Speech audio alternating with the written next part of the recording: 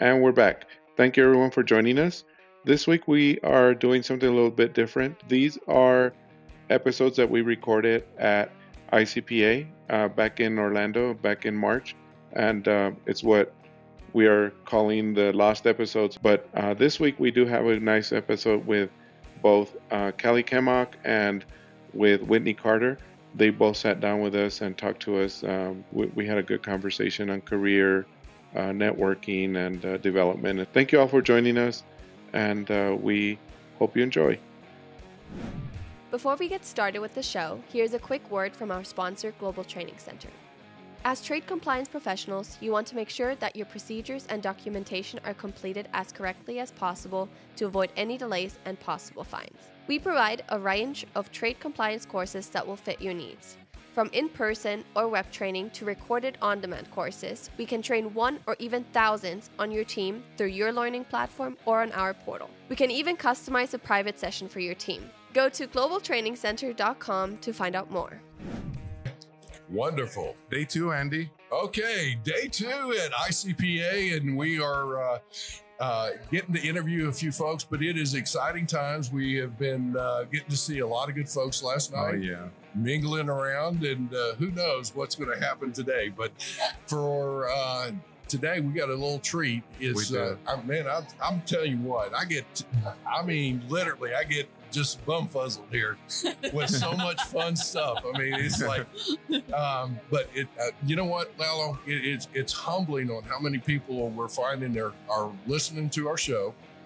And so for those that are listening, it's like Simply Trade, we thank you so much for your listenership. It's humbling, it's great, but it's also one of those things where we get to expand our network. So, all right. So with that, we have a couple of fantastic ladies. One we actually interviewed. So Kellie, introduce yourself real quick and talk about your podcast. Good morning. Yes, Good thank you for having me on again. It's wonderful to see you in person this time instead of digital. Oh, yes. Yes, but I am equally bumfuzzled, as you would say, because I do love being in person. You know, we did miss out on that for a few years, so we're back here in person, and it's wonderful. And getting to meet new connections and see old connections, and even, learning about the new topics. I mean, the joke yesterday was, oh yeah, not much has happened in the last year, right? Oh. Like we just used the presentations from last year, so we're fine, right? No, everything has changed. We're learning so much. So yeah, that's the best part of ICPA is the connection and the learning. Fantastic. And now we have somebody that is first time coming to ICPA, right? This is so exciting. So my first time to ICPA, and part of the reason I'm here is because of both of your podcasts, right? So I found one podcast through the other, and what a great experience it is to talk trade compliance with people who speak your language and just be amongst the community. Before we go any further, go ahead and introduce yourself and where you're from. Sure. My name is Whitnie, and I am with Greenworks Tools. I am the trade compliance manager, and we are based in North Carolina. Fantastic. Nice. Oh, that is a gorgeous piece of property down in that part. It is beautiful. Good, nice. I love North Carolina. And gosh. Just anyway. Okay. I can get off on a sidetrack quicker than 2 shakes of a dog's leg. Okay. So what do you think about ICPA since this is your first time to come? Oh my gosh. It is great. Right. So all those questions and being able to be with people who do what you do and you speak the same language, it's a great opportunity for anybody, I think, no matter where you are in your career, just because you're introduced to different topics or things you may have thought, oh, yeah, we got that under control, like record keeping. Who knew record keeping could be so interesting and also critical, right? So it's just been a really great experience, and I'm thankful to be here with you guys, especially. Like, this is awesome. I was like, oh my gosh, when I see everybody posting about it on LinkedIn, I was like, this is so exciting, and nobody at work understands what I'm saying.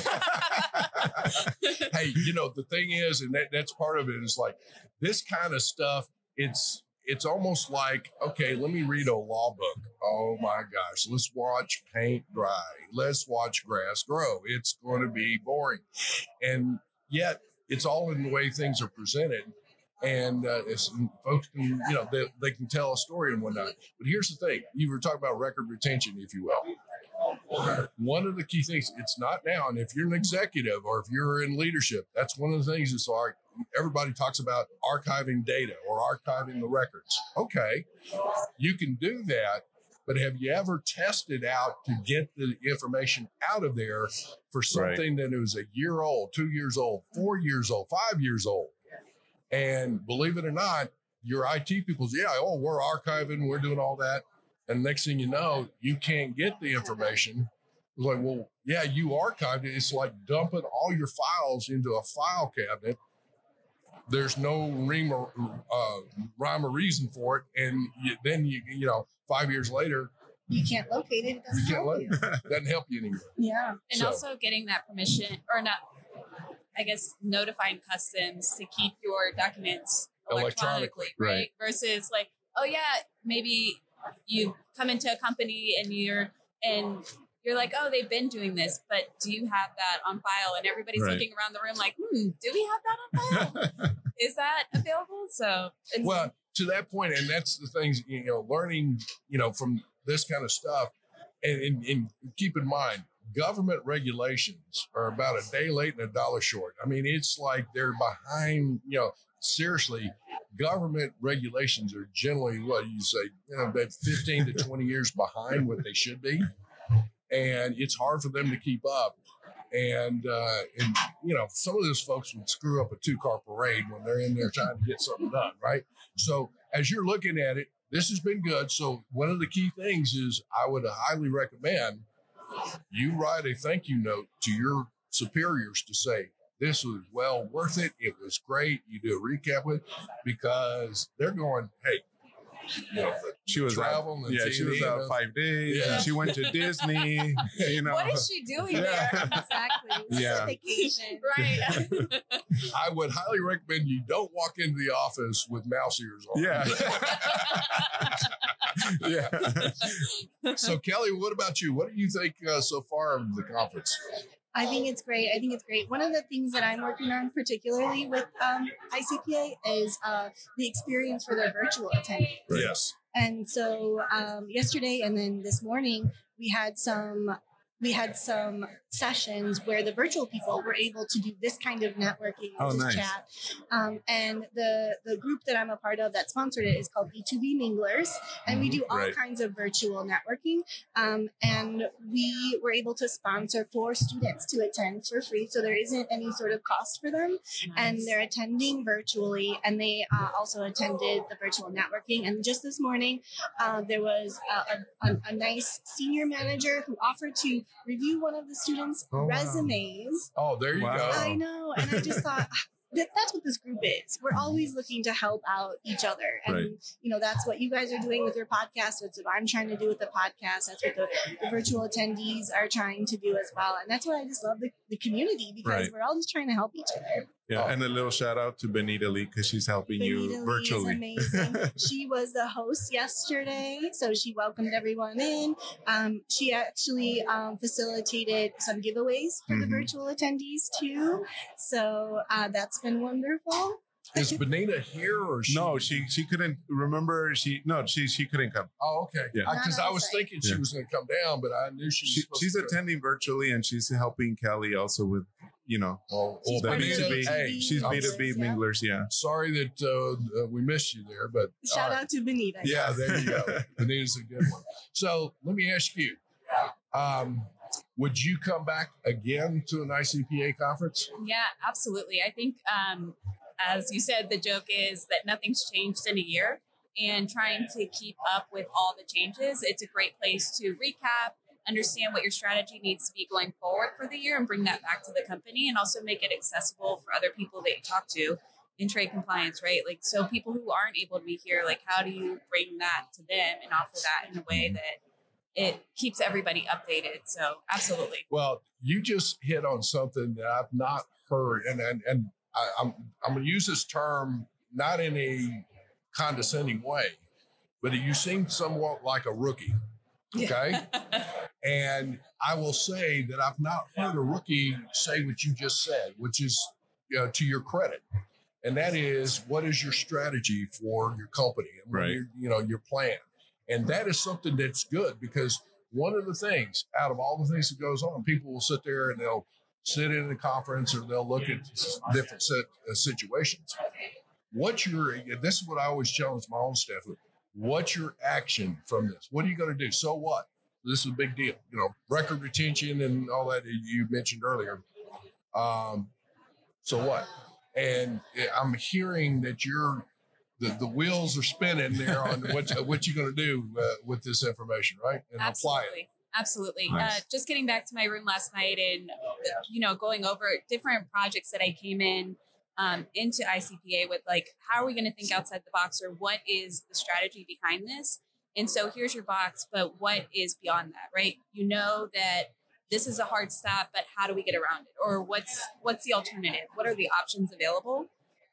So I fully expect that my superiors are going to be wondering what I'm going to bring back. So yeah, absolutely. I'm thinking about it, and I'm ready to go back with the strategy as well. Nice. I love that you're thinking about strategy too, because my biggest goal is to turn the trade compliance function from a break and stopping the business to being that like partner within the company to say, this is how you do business in these places of the world, or this is how you can still do things, but you just have to do it in a compliant way. Right. Because too often when I was in industry, it was always, we were the scare tactic. We were the don't do that or else we'll get fined. The stick was always the motivator. Right. But if we can turn this into a facilitator, a business facilitator, I think it'll be really great for the industry itself. Awesome. Well, one of the things I will tell you is that depending, a lot of folks look at, well, your upper management or even,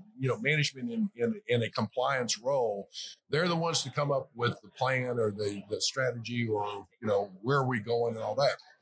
Even if you were in an analyst type role, a frontline clerk role or whatever, it's one of those things that you can take what you're responsible for and lay out a plan of action, even from a standpoint, not only of how to improve your own work, if you will, and productivity, but then also from a standpoint career-wise. Where are you going? What do you need to do? What interests you? What, floats your boat? And so, and this is one of these things that, as we're talking, especially for y'all that are virtual, man, fantastic, because you're spending the time, you're looking at it and whatever. And with that, what are you going to do with this? Don't let this time that you're investing, spending time learning and whatever, go to waste. What are you going to do with it? What's your action? And I would say, don't try and solve world hunger out of all this stuff. Take 3 top key objectives for the year. And then the other thing I always suggest is meet 3 people. So virtually, if you're doing it here on site, find 3 people, get their cards, whatever. You can do more than that, but at least 3 people that you're going to develop a relationship with from a business perspective. So find out what they're doing, where they're at, what all they, so that your network then grows. And then it's like, you know what? If you have a problem, I don't know how to solve it, but I know somebody that could do it, and you get them close. It's what I call bird dogging. It's like, I got to find a solution to this. And you know what? I'm going to call Kellie, because it's like, Kellie, I've got this issue, and she can come back and go, well, I don't know that, but you know what? Go over and talk to Joe Smith or whoever, Yeah. Anyway. Exactly. I think also that it just, even if you don't know the industry, you at least can speak to somebody who was like, well, maybe consider this, right? Like, I don't know exactly what the answer is, but have you thought about looking at it from this perspective? And again, trade compliance being such a singular activity, just having that insight, like, okay, yeah, I can, so that gets you close enough, even if you don't know the exact answer. Right. And if you're doing research on a topic maybe that you don't know, sometimes it's not easy to find an answer, but it's so much easier if you have that network set up and you can be like, oh, I know somebody who's done this before or has been in this industry before, right? And you can just call them up and talk real talk, not like what's on paper or on the internet, black and white. You have to interpret it yourself. But what happens in real life? Because unfortunately, that's what we do in this field is this is what it says black and white, but in real life, this is what you actually do.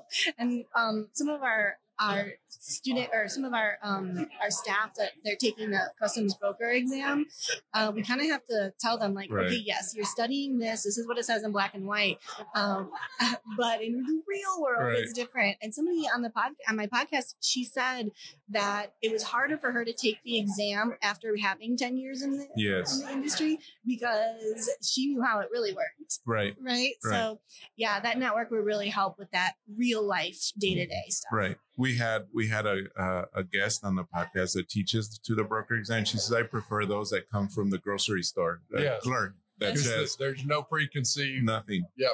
And because, and they do a lot better, which is good. So, so what about, how did you get into compliance? Did you just get, it's like you woke up and say, I really want to do this? Or it was like, usually most people go, guess what?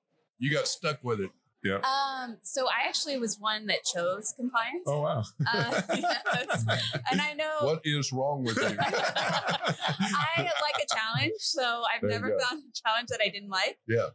But I was going to, so I've always worked and gone to school. So being a working adult, I was looking for something that was more applicable to my day-to-day life. And supply chain had just been rolled out as a major cross country at that point. And so my professor for one of my classes is the director for lacrosse footwear and talking about customs compliance. And I was like, oh, wait a minute. I just got this job. I'm not really sure what I'm doing. I didn't know what my job was at the time. I had an idea. It took me about 6 months. I was working for Expeditors as a broker. And so the combination of that class and my experience with Expeditors was how I landed here. And it was because of him, really. Like, I didn't even know that was a thing. You know, I didn't know that compliance was a field, or I know that product had to come in, but didn't understand that whole background. So I really, my hat is off to him. So he introduced me to corporate compliance, and it's word of mouth. We have to do a better job of telling people that this is an interesting field to get into. And it's the granular details, like down to what is that really saying? Like, what is that regulation saying within those words? Like, in understanding it and also being able to challenge it too, because somebody's going to challenge you, right? Nobody's just going to accept, well, this is what it says. You have to be able to speak to your leadership and say, this is why I think it is. And they're going to poke holes in it to see how strong your argument is, right? So, well, the old saying is, when you're presenting some things and you get challenged, a lot of folks will start looking at that and unfortunately take it personal. And it's like, no, if you can't take the heat, don't stay in the kitchen kind of thing. It's you got to be able to make your case and say, this is what, I see and interpret this way. And here's why. Now, you got to be also open to that discussion. You know what? That's a perspective I hadn't thought about. Either I need to reassess or, okay, let's look at it and figure out. All said and done, I guess the other scenario here is, what would you recommend for somebody that's new into coming into the industry? Connect with ICPA, 100%. That will get you started. Just newsletters and seeing the questions come through and understanding that you're not alone. So whatever questions you have, that there's other people out there, but how willing people are to support you and talk with you. Mm-hmm. And also listening to these podcasts, right? It makes a huge difference when you hear about people who are in the field or who have experienced different situations. I think that this is great. Like, I didn't know that people had trade podcasts like that. Well, I think we've kind of hit a niche here and all that, but do you feel like, and again, I'm not trying to say this to boast our egos or something. Lalo and I have been doing this. We've been around since dirt.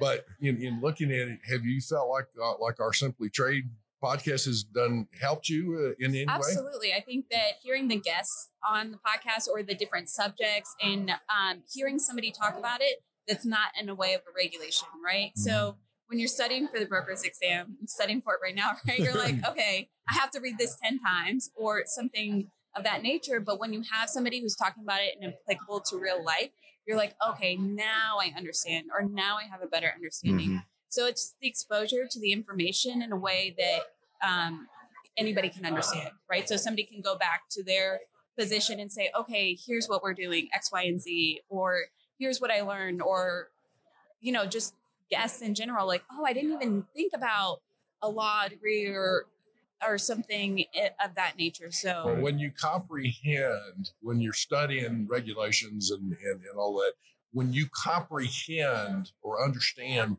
the intent and what it's trying to accomplish or prevent or whatever, it helps in retaining that knowledge. Because I got to tell you, I'll sit there and look at a test. Sometimes I'm going, okay, I'm dumb as a box of rocks and it ain't coming to me.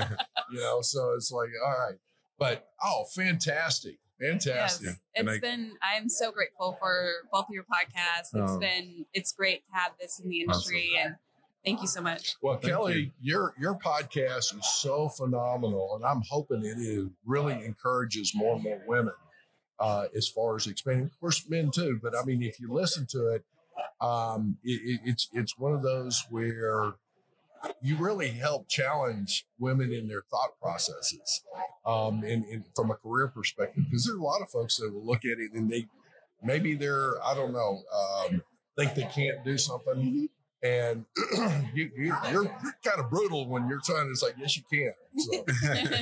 Well, I think the trade compliance field, you can tell by the conference itself, we're pretty diverse, which is great. Right. And all I'm trying to do is just encourage that diversity, right? And make sure that people, that women see women in director positions. There's no glass ceiling here. I feel like it's not something that's unattainable, and that's why I just wanted to shine the light on the women who are doing those jobs to let us know, like, it is diverse. There are women in these fields and women in those positions, right? And you can get there. But what I think I'm missing on the podcast is talking about how people can choose to come into trade compliance, because all of my guests have just fallen into it because it's relatively new experience and new field.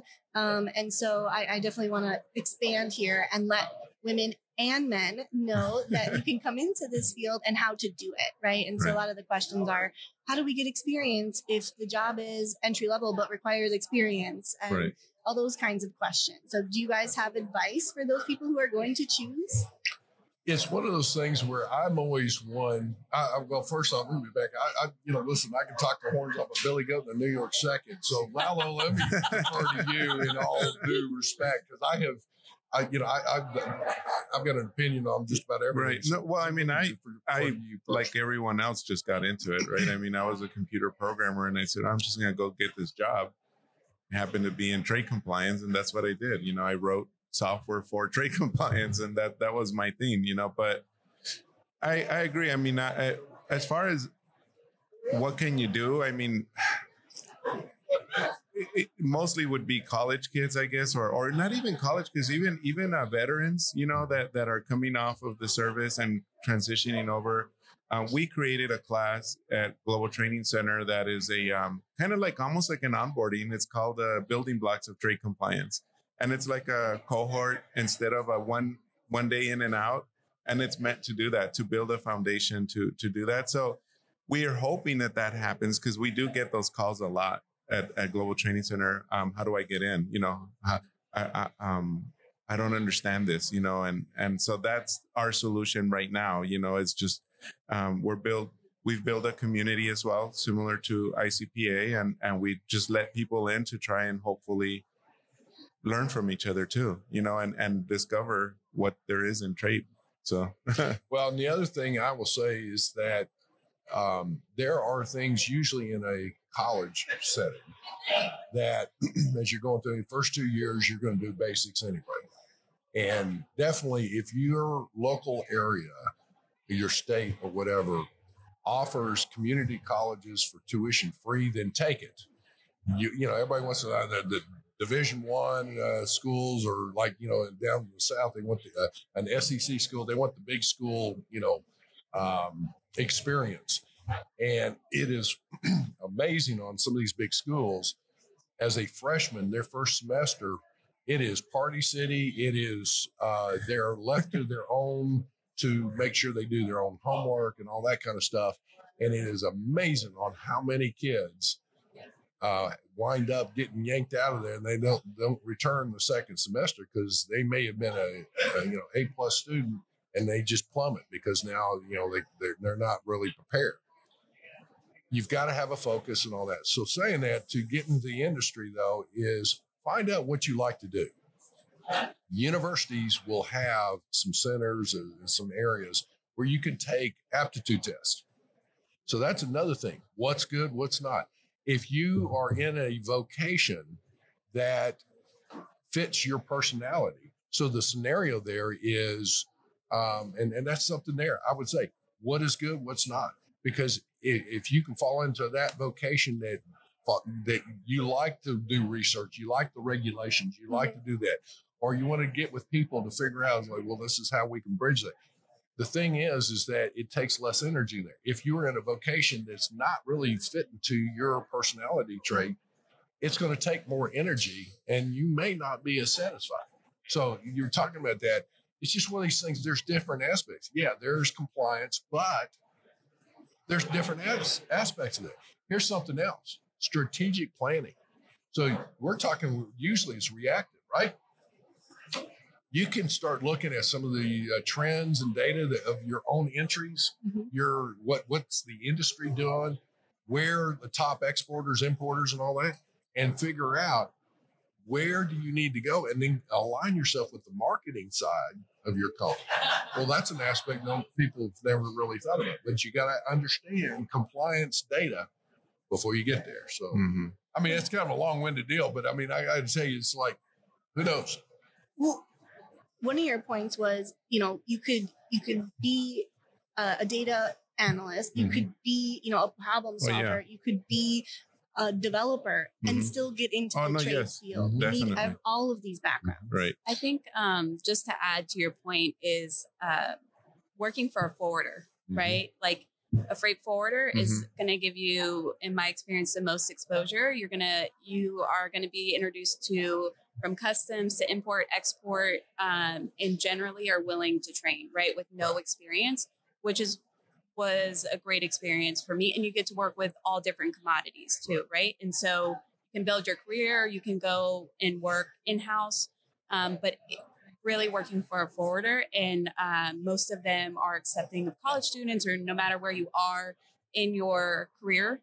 That was the best experience that I had, was working for expediters, just to understand that. And many of my classmates went on to build their careers as well. So you can find what's interesting to you and be exposed. Yeah, absolutely. You're like, I do not like FTA qualification. I like this, and I don't like that.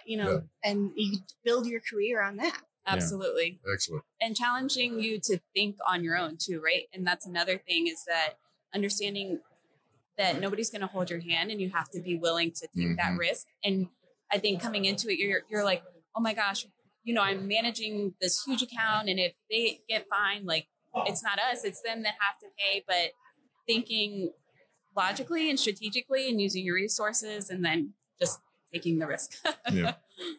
Excellent. Well, ladies, thank you so much for stopping by. Tell everybody again your podcast, where to find it. So I have a few episodes out called Women in Trade. And I'm working on new episodes, as you guys understand. Work got real busy, so it's been on pause for a little while, but I'm getting back into it, so I'm super excited. And with a higher focus on students and new people coming into the industry to really get that current view. Super excited. Women in Trade. It's on Spotify. It's on Apple Podcasts. So check it out. Thanks. Awesome. And thank you so much. Greenworks, again, what does Greenworks do? We manufacture battery operated power tools. So your lawn equipment and regular handheld devices, all of that. Oh, excellent. Nice. Excellent. Well, folks, Thank you. Ladies, I thank you so much. And again, we are in day 2 of ICPA, and we've already, in my opinion, starting off with a bang here. So this is we made them miss this next session. We're sorry. We went too much longer. Sorry. It's all right. We can get the recorded session. Exactly. You're right. Later. Yes. Cool. All righty. Thank you. Thank Bye you. for now. Bye. Thank you very much for joining us. Simply Trade is brought to you by the generous contributions of Global Training Center. You can follow the show and GTC on LinkedIn or Twitter and other social networks. Make sure you check out the show notes in the description for a full rundown of today's show with all the important links. Also, make sure that you share this with a friend and subscribe on your favorite streaming platform. We really like hearing from you. If you enjoyed the show, make sure to rate and review wherever you listen to this podcast. If you or someone you know would like to be a guest in the show or would like to sponsor Simply Trade or suggest any topic you would like for us to discuss, please contact us via email at simplytrade@globaltrainingcenter.com, or you can DM us on Twitter at simplytradepod. Thank you again for the privilege of your time. Happy trading. Simply Trade is not a law firm or an advisor. The topics and discussions conducted by Simply Trade hosts and guests should not be considered and is not intended to substitute legal advice. You should seek appropriate counsel for your own situations. These conversations and information are directed towards listeners in the United States for informational, educational, and entertainment purposes only and should not be substituted for legal advice. No listener or viewer of this podcast should act or refrain from acting on the basis of information on this podcast without first seeking legal advice from counsel. Information on this podcast may not be up to date depending on the time of publishing and the time of viewership. The content of this posting is provided as is. No representations are made that the content is error-free. The views expressed in or through this podcast are those of the individual speakers, not those of their respective employers or Global Training Center as a whole. All liability with respect to actions taken or not taken based on the contents of this podcast are hereby expressly disclaimed.